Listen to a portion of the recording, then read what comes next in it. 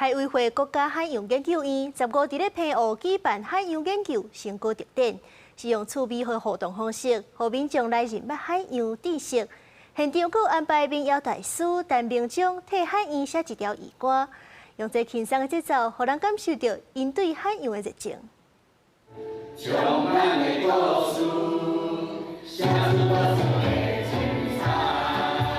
輕鬆的節奏，帶起開口的歌詞。國家海洋研究院邀請民謠大師陳明忠寫的這首兒歌《青春觸碰》，15日在澎湖的海洋研究成果特展頂端頭一屆公開發表。歌詞內容甲研究人員對守護海洋的迄份熱情甲使命攏寫入去。陳明忠講，替國海洋寫歌是伊的榮幸，家己哪寫哪唱，愈唱愈家己。因的資料我才開始甲整理起來。係啊，所以。我唔知影運氣足好，就這首歌，寫得真好聽，我家己嘛喜意啊，很有朝氣啊，